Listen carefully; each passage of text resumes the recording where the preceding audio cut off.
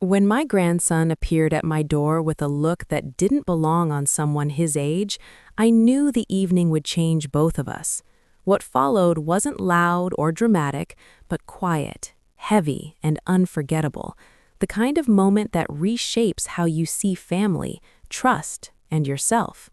Don't forget to like the video, share your thoughts or story in the comments, and subscribe to stay updated with our latest stories. Now, before I begin, tell me, where are you watching from? I'd love to know which cities and towns are joining me for this memory that stayed with me for years.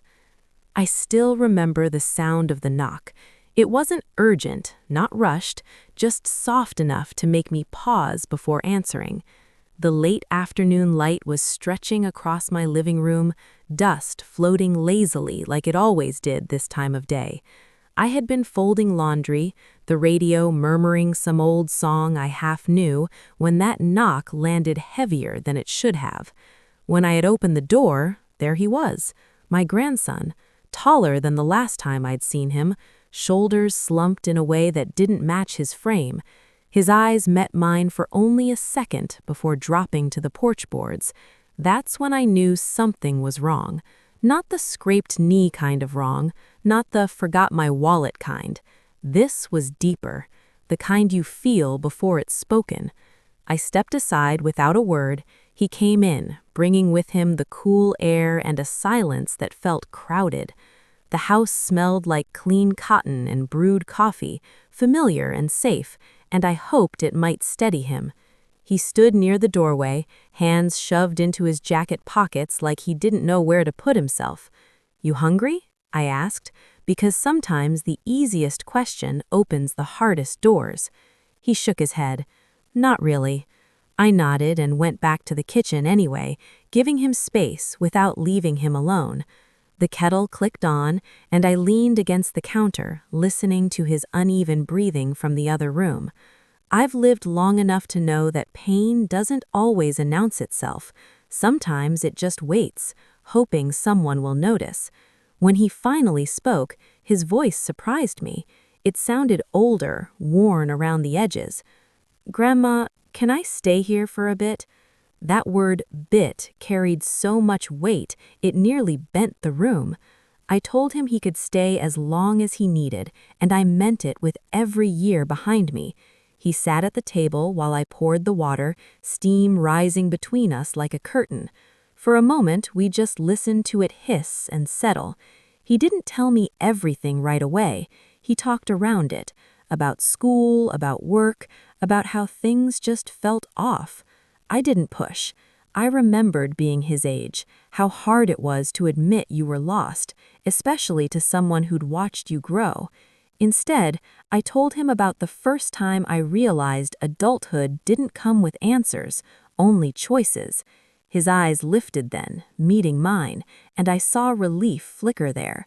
Outside, a car passed, tires humming on pavement. Inside, time slowed. He asked if I ever regretted the roads I didn't take. I laughed softly and told him regret was a poor companion, but reflection could be a good teacher. He listened, really listened, and I realized this wasn't just about him needing shelter. It was about connection, about finding solid ground in someone who wasn't trying to fix him. As evening crept closer, the shadows grew longer, and the tension he carried seemed to ease just a little, not gone, but lighter, like a coat set down for the moment. I watched him carefully, feeling the quiet responsibility of being someone's safe place. I didn't know then how much that night would change me too, how it would remind me that even later in life, we're still discovering what it means to show up for each other. The evening settled in gently, the way it used to when my children were small, and the day finally let go of us. I turned on a lamp in the living room, the soft yellow light warming the corners, making everything feel less sharp. He sat on the couch, elbows on his knees, staring at a spot on the rug like it held answers he hadn't found yet. I brought 2 mugs of tea and handed him one. Our fingers barely touched, but he flinched anyway, then gave an apologetic half smile that told me more than words could. He was carrying something heavy, something that had been pressing on him for longer than today. We sat there quietly for a while. I've learned over the years that silence can be a gift if you don't rush to fill it. The clock ticked on the wall, steady and patient. Outside, the sky deepened into that deep blue that always makes me reflective. Finally, he took a breath that sounded like it had been waiting all day to come out. "I don't feel like myself anymore," he said, "and I don't know when that started." I nodded slowly. "That happens to more people than you think." I told him sometimes it's not about losing yourself. Sometimes it's about growing into someone unfamiliar. He looked at me, then really looked, like he was seeing me, not just as his grandmother, but as a woman who had lived through storms of her own. I shared a little of my past, careful not to turn it into a lecture. I told him about a time when I felt cornered by expectations, when every choice felt like a mistake waiting to happen. I didn't give him solutions, I gave him honesty. He relaxed back into the couch, shoulders dropping for the first time since he arrived. "I didn't think anyone would understand," he said quietly. "I understand more than you know," I replied. And I did. Not his exact situation, but the weight of confusion, the fear of disappointing others, the loneliness of feeling out of step with the world. Those feelings don't disappear with age. You just learn how to sit with them. Later, we ate a simple dinner together. Nothing fancy, just food made with care. The clink of utensils, the normalcy of it all seemed to ground him. He even laughed once, a short sound, surprised, like it slipped out without permission. That sound stayed with me. Afterward, he helped clear the table without being asked, another small sign that he was starting to feel human again. We talked about ordinary things, then a show he liked, a memory from when he was little that I had almost forgotten. Each shared moment stitched something back together, slowly and gently. When night finally wrapped around the house, he stood and asked where he should sleep.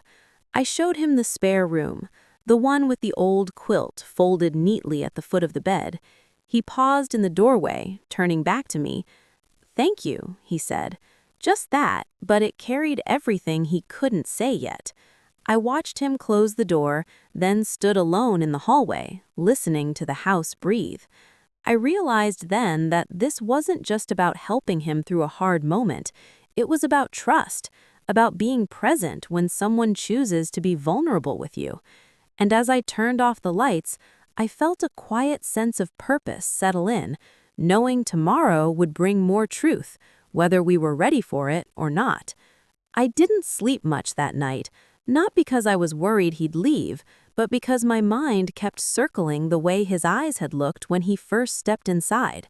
That look doesn't belong to one age or one generation.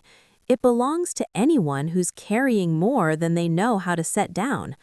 Morning came slowly. Pale light slipped through the curtains, and the house creaked the way it always does when it wakes up. I made breakfast out of habit, the familiar motions calming me. Eggs, toast, coffee strong enough to announce itself. When he finally came into the kitchen, his hair was still rumpled from sleep, but there was a softness to his face I hadn't seen the day before. He sat at the table, wrapped his hands around the mug I set in front of him, and stared into it like it might talk back. "I didn't realize how tired I was," he said. "That happens when you finally stop holding your breath," I answered. He smiled faintly. We ate quietly, but it wasn't the heavy silence from before. This one felt earned. After a while, he began to talk again, this time more directly, about pressure, about feeling like he was failing even when he was doing everything expected of him, about not knowing who he was supposed to be when all the noise fell away. I listened, not to fix, not to judge, just to hear him. I told him it was okay to pause, that life doesn't always move in straight lines, no matter how much people pretend it does. I reminded him that worth isn't measured by speed or achievement. Those words weren't rehearsed. They came from places I'd learned the hard way. At one point, he asked me how I'd known when to keep going and when to change direction. I laughed softly and told him I rarely knew at the time. Clarity usually shows up later, I said. In the meantime, you do your best and stay kind to yourself. We took a walk later that morning. The neighborhood was quiet, leaves crunching underfoot, the air cool and honest. He walked beside me, matching my pace without thinking about it. Every so often, he'd point something out, a memory tied to a house or a tree. It struck me how much of his life I had witnessed from a distance and how rarely we stood by side like this. Halfway down the block, he stopped and turned to me. "I'm glad I came here," he said. "I didn't know where else to go." I reached out and squeezed his hand, brief and steady. "You came because you knew you'd be safe," I told him. "That matters." As we walked back, I felt something shift inside me too, a reminder that even now, even after years of thinking my role was mostly behind me, I still had something important to offer. Not answers, presence, perspective, care. That afternoon, he made a phone call he'd been avoiding. I didn't listen in, but I heard the steadiness in his voice when he was done. He looked lighter afterward, like someone who'd taken a difficult step and survived it. By the time the sun began to dip again, the house felt different, not quieter, but fuller. I knew he still had a long road ahead, but I also knew this moment would stay with both of us, a turning point, not because everything was solved, but because something essential had been seen, spoken, and respected. The last evening came quieter than I expected.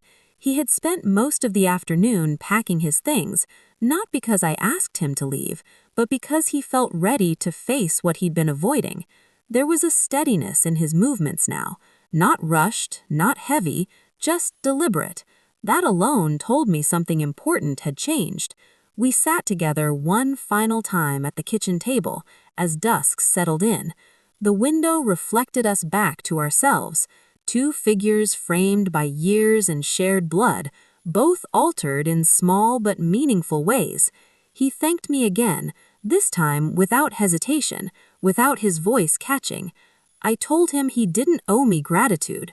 Showing up for each other is what family does when it remembers who it's supposed to be.